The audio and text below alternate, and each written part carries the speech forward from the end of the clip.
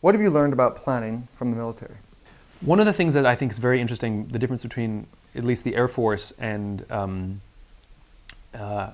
military at large and private sector, is planning, quote unquote, is something that happens in businesses either once a year, it's sort of your annual strategic whatever, or when something goes wrong, right? We have to have planning sessions. Mm-hmm. And that's pretty much the only time there's planning, right? In reaction to something or this prescribed annual event.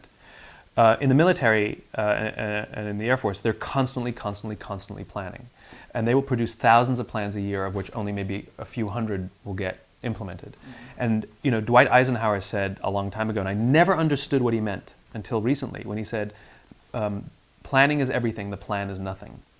And basically what that means is the plan is irrelevant the minute you try to implement it, because your competition, your enemy, whoever it is, they're not following your plan, and your plan will go wrong almost as soon as it's implemented. Right. And it's this constant process of planning, that it's not the plan per se, but it's the process of planning that if something does go wrong, you can react to it. One of the interesting practical applications for this was the housing crisis, the economic crisis, which was the actuaries had figured out that there was a 99% chance of success for this, mortgage-backed security thing.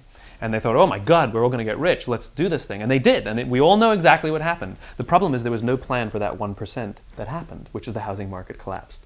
There was no plan ever developed or thought about if the 1% were to happen.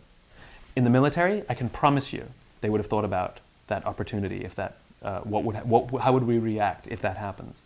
And panic is what ensued. And nobody knew the answer. And things collapsed, and banks collapsed, and people lost money because there was no plan. And now the planning began, and we're still digging ourselves out of the hole, only because planning was an event and not a process.